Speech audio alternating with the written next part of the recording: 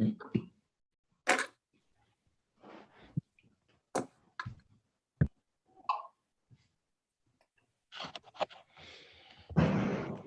so we have here.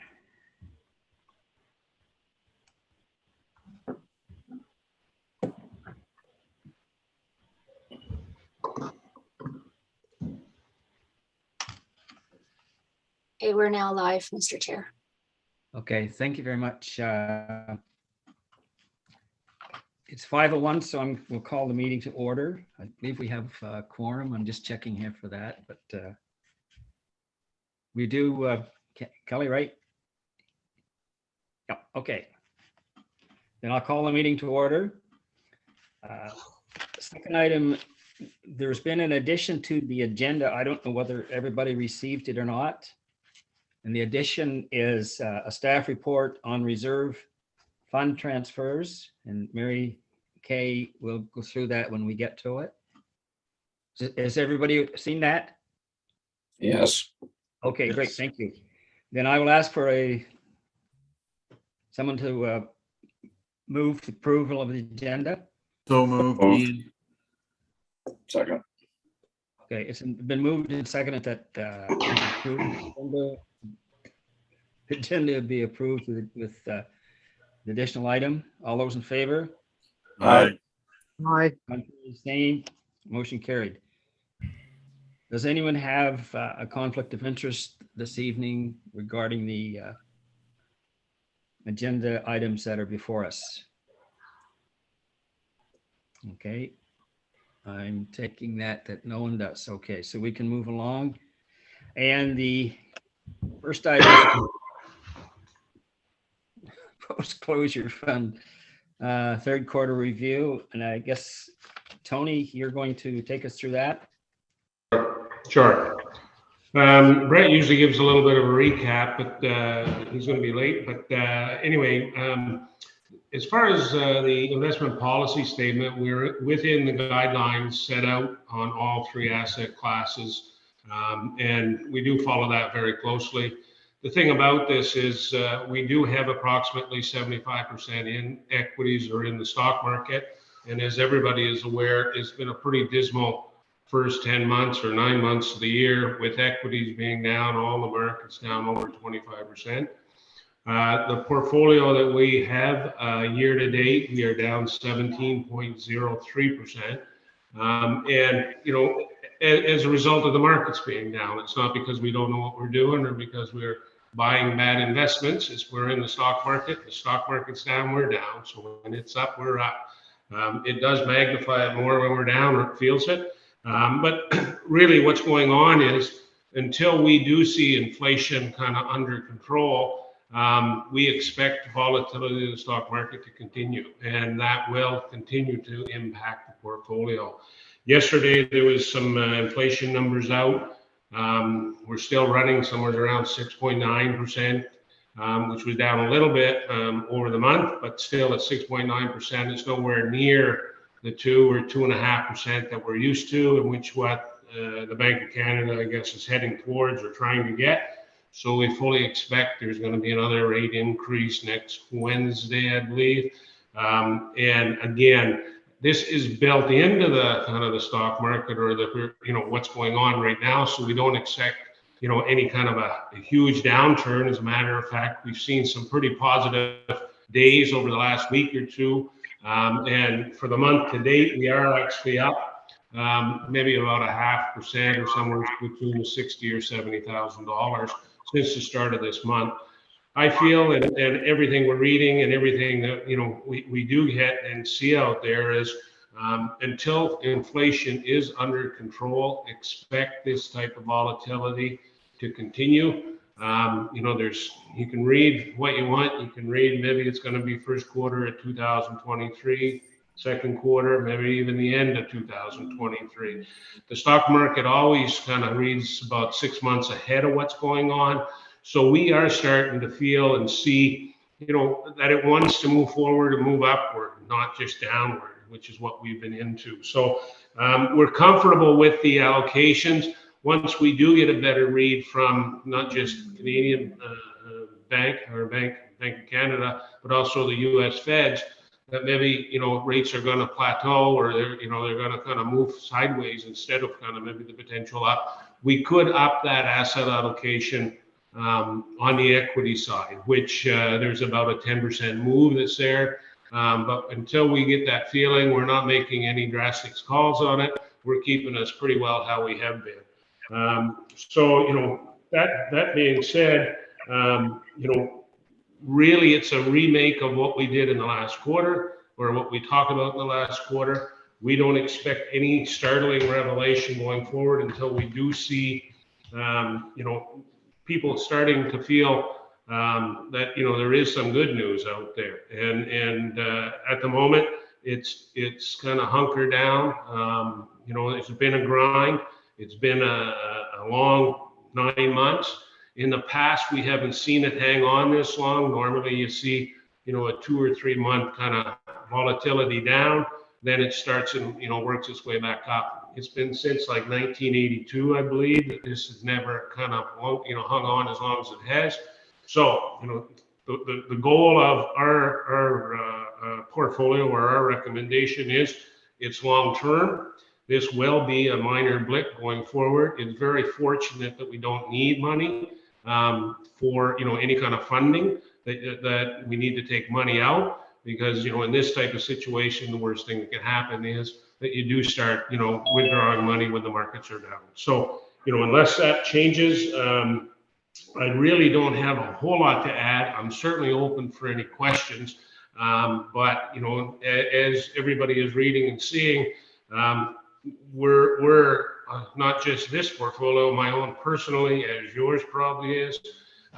We're feeling it. We don't like it. And as bad as it feels and is, until they do get inflation under control, we are in this kind of negative type feeling.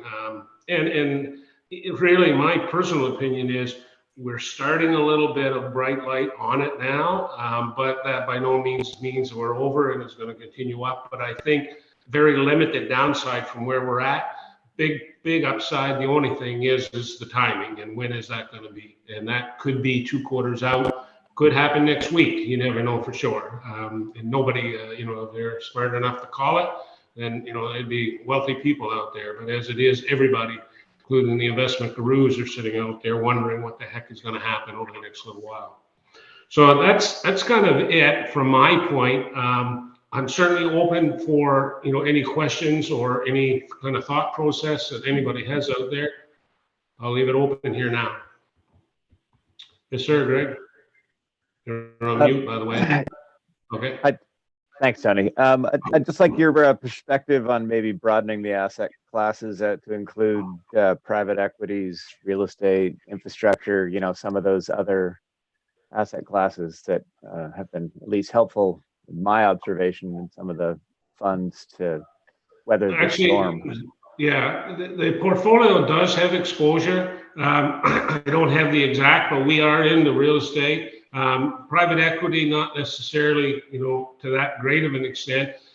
This is something that, when we're talking to Brett, it's a decision that, if we're making that kind of a bet or that kind of a change, then it's really from history, I guess. It's not been necessarily Brett, but Don in the past.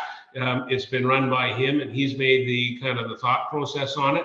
But if that's kind of something that you're thinking about, then definitely I'll take a look at it and maybe run it by Brett and kind of get his kind of feel for it. And I'm not certain if it has to be reviewed by the finance committee. My feeling is it doesn't, but it's a good question and a good point. We do have now, like I say, a pretty diversified portfolio, and I just don't know, exactly how tight we are on, those specific asset classes, I guess is what it boils down to. Awesome. Thank you. Sure. Okay. Tony, just from my perspective, I'm not sure whether a change in the asset base would require it going before the finance committee or not. But if we're not sure, it's probably a good thing to do. Yeah, I think really, Peter, the asset mix itself, which is the asset class, how much is in cash, how much is in bonds, and how much is in equities. That's really what the investment policy statement is giving us. And then, as far as the actual kind of underlying investments and what's being bought and what not has been, that's never been before the finance committee. But if we were to change kind of the parameters that have been set as far as how much exposure, we do have bands in there now. And then, that's at the very front whenever I said the asset or the IPS, the investment policy statement, was within its parameters. So, the target for cash can be anywhere between 0 and 10%. We are right now at 5.28. The bonds can be anywhere between 10 and 30%, and we're at 20.68. And then equities are between 65 and 85%, and that leaves us right now at 74.04. So, as far as what's being picked and invested in, we do, make changes on not how much is or over and above those parameters, but where we're actually allocating geographically, and then also on different type of investments that are in there. And that if the finance committee were to kind of come on board, my opinion would be there'd be maybe too many hands in there trying to pick and trying to sway it. And I think that's why it's always been kind of at the level of either Don or Brett and myself. And from the initial kind of word go, that's how it has always been. And then we would come back with a recommendation if there was some kind of big variance or some kind of big change to you people. So maybe it's something, again, and I stress this, I'm not trying to say no, it can't be done, but maybe it's a conversation with Brett, and maybe on the next meeting or the next quarter, we'll kind of give the better answer than what I'm getting now. No, and I understand all of that. I just heard Greg mentioning some other areas that may or may not fit this particular asset class list that you have. Yeah. That's all I was saying. I know we're in them. I just don't know the percentages. Yes, Greg. Okay. I don't want to belabor this point anymore. In fact, I'd love to turn the page. But maybe in the new year, we can just do a review of the IPS and take a look at how this is being managed, because we'll have a new governance structure in place at that point in time, and maybe some new directors to add to our subcommittee and brief on the purpose of the post-closure fund as a whole. For sure. And actually, conversations with Brett, his indication was almost identical to you, Greg. He said that there was a new director, maybe, that, and the thought process would be, we don't want to change something today with somebody coming in that quick. And so, good point. And actually, I forgot, but, probably within the last, say, maybe month and a half, the conversation with Brett was right there and right on that exact same thing. So. Okay. Thank you. Does anyone else have any questions of Tony? Comments? Okay. Tony, as always, thank you very much for coming out and sharing your expertise with us. And I'm not sure whether we'll have another finance committee meeting or not before the end of the year, but if we do, I'll see you then. If not, it's been great working with you, because for sure, I'm not going to be running for mayor or anything like that out here in Harvey. So. Good, Peter. Take care. Okay. Take care. Okay. Good. Listen, before we move on, I've been a bit remiss here tonight. We have John Smith, your new CEO, has joined us for this meeting, and I just want to welcome you, John, and hopefully you'll get a feel of what goes on in the finance committee here.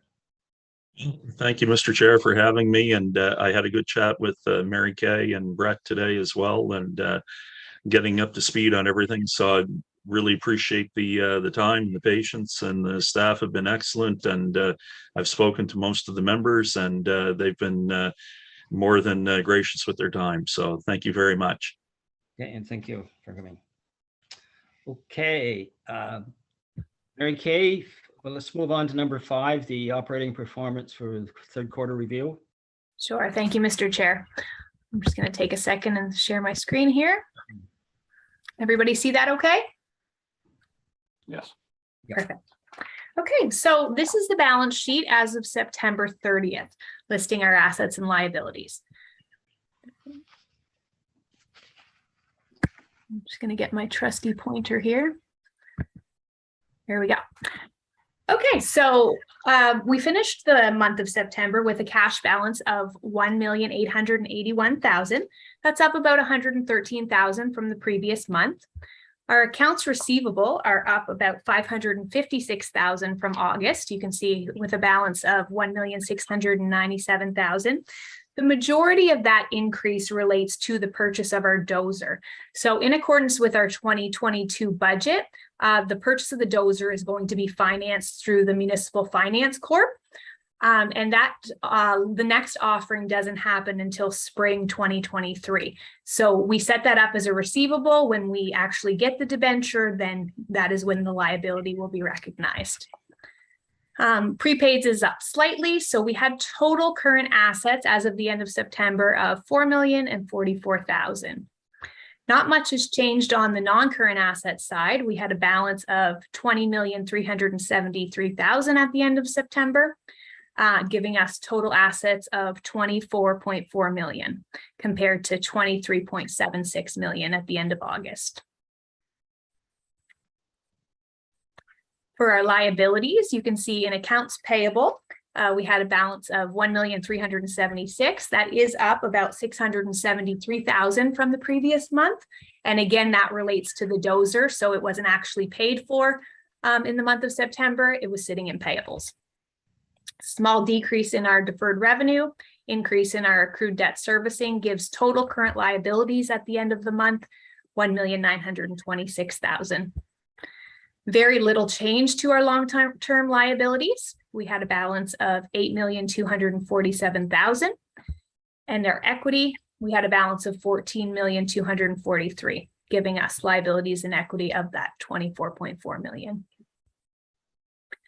So flipping the page, we come to our income statement. And as always, I'm going to focus on our actual year-to-date revenues and expenses. So those will be revenues and expenses for January to September. So the first division is our regional planning division. And we had a surplus for the first 9 months of the year of $35,137. This is approximately $22,000 higher than what we had budgeted for that same time period. Looking above, you can see that we had revenues of $137,000, which is approximately $45,000 higher than what was budgeted. And that other regional revenue favorable variance, that really relates to two sources of funding. The first being funding for the Aquatic Center. We've incurred some expenses there and we've had revenues to match them. So at the end of the day, they are netting to zero. And we also had some funding from the government for local government reform, governance reform. So that's included in there. And again, those expenses are down below.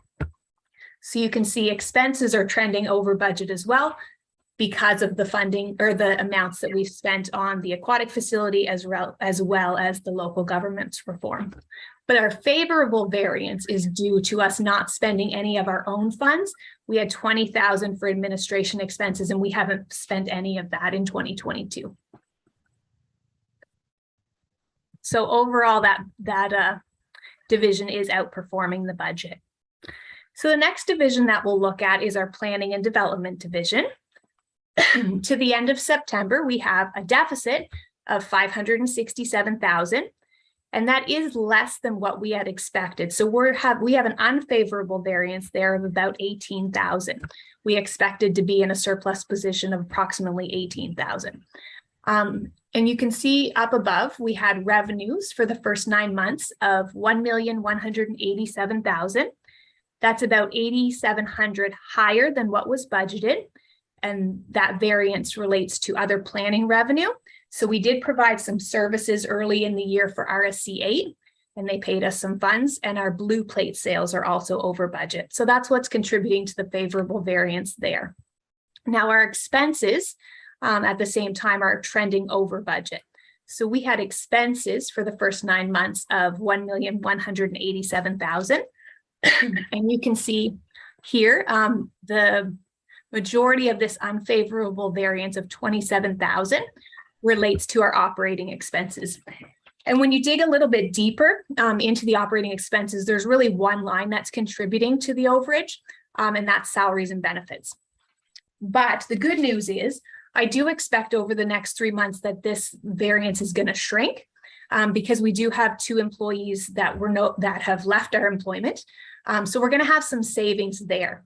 So I do expect that it won't completely fix itself, but it will shrink over the next 3 months.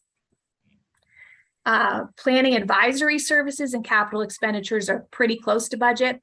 And then our corporate service allocation is trending over budget. So overall, slightly underperforming on planning and development division, but I do expect that we're probably going to get into that small surplus position by the end of the year, and I'm hopeful for that. So the next division that we have is our solid waste division. And if we start with the landfill, to the end of September, we had a surplus of $1,559,000. And that's approximately $538,000 higher than what we had budgeted for the same time period. And you can see when we jump up to revenues, our revenues are actually quite a bit higher than what we budgeted. So we had actual revenues of $7,096,000, and that's about $485,000 higher than what we budgeted. And the major variance there is actually our garbage tonnage. And we've talked about this at most of our meetings that we've had. We are seeing significantly higher garbage tonnage than we have in the last probably 10 years. So overall, our garbage tonnage is about 2,700 tons higher than the 5-year average, which is a lot. And then on the other landfill revenue, all of our other smaller sources of revenue are also trending over budget. So that's items like interest, our elm tree rental income, as well as our disposal of capital assets. So that's about 90,000 in a favorable variance. And those two together give you your total revenue favorable variance of 485. On the expense side of things, we are trending under budget on expenses as well. So we had total expenses for the first 9 months of $5,536,000, and that's about 53,000 under what was budgeted for the same time period. And the majority of that savings is in operating expenses. And when you dig a little bit into what is actually contributing there, most of our expenses were actually seeing overages, and that's really related to inflation, the cost of fuel. No surprises there, but there's one item where we are saving money, and that's in salaries and benefits. So there's a couple reasons for that. First being, obviously with Don's secondment and Brett moving into the role of executive director, his salary is now being allocated over to corporate services. So that's resulted in some savings. And as well, we have had 2 employees which have left the employment. So we're seeing savings there. They've not yet been replaced. Post-closing costs are trending over budget, and that's just because we contribute to the post-closing fund based on actual tonnage, and our tonnage has been higher. And then the other overage is with capital expenditures. We are seeing the price of some of our capital expenditures have been higher than what we budgeted. So our cell costs, they're approximately 50,000 higher than what was budgeted. And as well, some paving that was done around the facility. That's about 46,000 higher than what was budgeted. So overall, despite these overages and capital expenditures, we do have a favorable variance in the landfill. Looking down at recycling, you can see we had a deficit for the first 9 months of 611,000, but that's actually less than what was budgeted by about 28,000. So again, we're outperforming our budget with regard to recycling. You can see that our revenues, we had 435,000, which is almost 77,000 higher than what was budgeted. And that relates to the price that we are receiving for our corrugated cardboard. That's much higher than what we've seen in the last few years, but we are seeing a little bit of softening in that price. So that's something that could come down in the next few months. And then on the expense side, we have expenses of $1,046,000. That actually is over what we had budgeted for the first 9 months by approximately 49,000. and that relates to operating expenses. Our salaries and benefits in our recycling facility are running over. So adding our landfill surplus, our recycling deficit, we come out with a surplus for the solid waste facility of $948,712. That is approximately $576,000 higher than what we had budgeted for that same time period. Keeping in mind that we also in our budget wanted to generate a surplus of $411,000 because that amount is going to be transferred over to the power generation fund. And we're going to talk about that a little bit more when we talk about reserve fund transfers.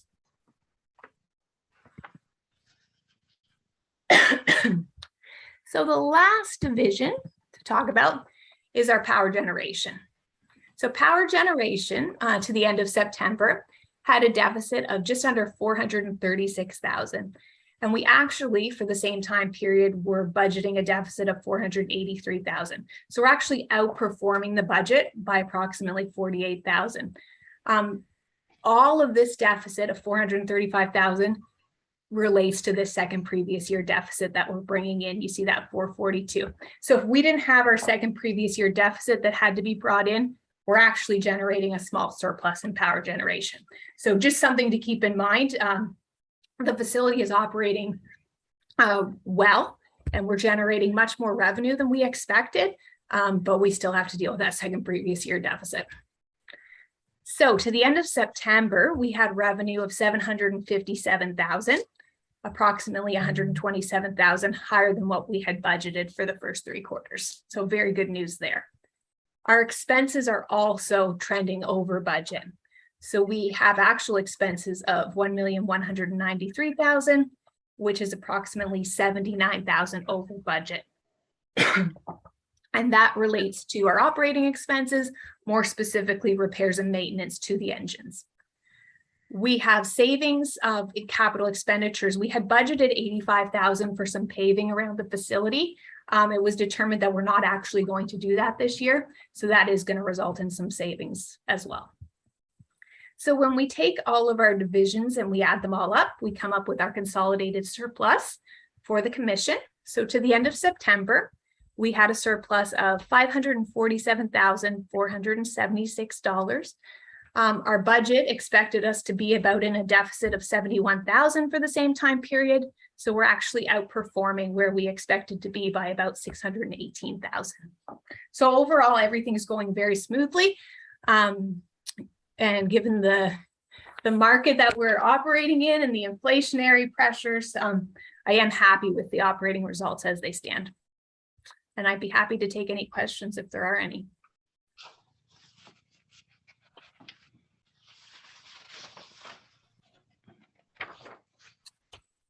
So are there any questions of Mary Kay? If not, thank you very much, Mary Kay. Appreciate your reports. And I guess we're going to move on with Mary Kay now on with the staff report on reserve fund transfers. Great, thank you, Mr. Chair. So I hope everybody's had a chance to read through this late addition to the agenda, and I do apologize.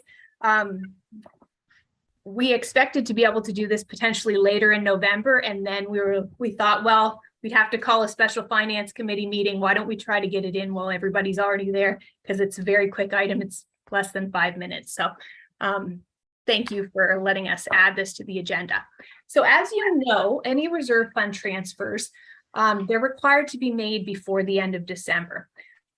Given we're in the middle of local government reform and some changes there, and we're going to have some municipal elections, we're not sure that we'll be having a meeting in December.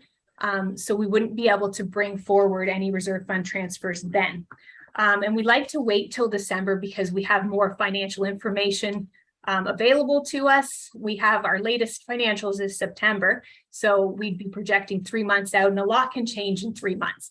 So our recommendation is to not do any reserve fund transfers for 2022. The only fund that would probably require one would be the solid waste operating fund. As we reviewed, we are outperforming the budget and we'll probably have a larger than normal surplus. So typically what we would do is we would put that to a reserve fund. It doesn't have to be done, but it's good practice to do that if we have some excess surplus sitting around. So what we're proposing is to not do that this year. And what will happen is that surplus will then come into our 2024 budget. So we'll get the benefit of that in 2024. And then at that point, we can decide if we want to put some money into the reserve fund based on generating that larger surplus. So that will kind of cover that. There's only one transfer, and it's not a reserve fund transfer because it's going from an operating fund to an operating fund, but it is called for in the budget. And that was to transfer $411,277,000 from the solid waste operating fund to the power generation operating fund. And that was really to balance that fund. It's required in the legislation that we produce balanced budgets because power generation had to bring that large second previous year surplus in from 2020. We had to include this amount. So this will allow the solid waste operating fund, the surplus will come down, which we expect, and the deficit for the power generation fund will be less. So we're proposing to do that in accordance with what was called for in the budget. And that can be accomplished by forwarding on the following resolution to the board for its consideration. And that's included at the bottom of page 1. Okay.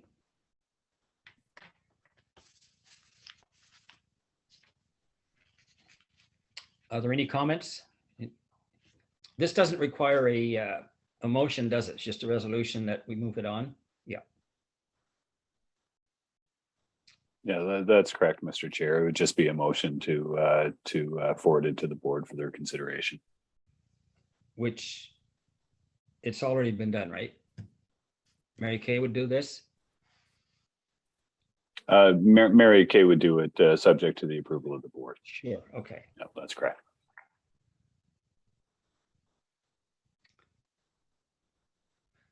So the role of the finance committee, we don't need to make a motion. We just need to agree that for Mary Kay to move this to the next meeting of the board. Am I right? Mr. Chair, I'm sorry. Normally I would be more helpful here. And first of all, my apologies for joining late. But I've been unable to actually print this off. I was delayed getting home. But Mary Kay, I believe the staff report had a recommended motion in it as well. Did it not? I don't believe the finance committee makes a motion. I believe they just forward it on to the board for their. Exactly. They would forward on that motion that's included in the staff report for the board. If they're in agreement, yes. Yeah, correct. Okay. Okay. Thank you. So what we would need, Mr. Chair, would be for the committee to agree to forward that on to the board for consideration. Okay. In the next meeting. Okay, thank you very much. Has everyone seen the resolution? All the I have, board Mr. members? Chair. I'll make that resolution. Okay, I'll second. okay. So are we all in agreement, or are we all in favor, signify by saying aye? Aye. Contrary, the same. Okay. So that one is taken care of. And the last item is if we have any general discussion or direction to staff at this point. Anyone have any comments or anything? No? I think the comment it's a very Okay. nice position we're financially in right now to be able to make these movements and be sitting comfortably. If I had a lot of wood around, I'd knock on it 3 weeks before or 3 months before the end of the year and feeling comfortable in this scenario. But things seem to be playing out such that it will be a good ride into the next 3 months. So. Okay. Thanks, Derek. There are no other comments. I want to thank everybody for attending and your input as always. And I move that the meeting be adjourned. Mhm. Okay. That's Thank you good. very much, Mr. Chair. Thank you, Mr. Chair. Yes. Thank you, everyone. Night. Everyone. Thanks, everyone. Have a good Take care. weekend.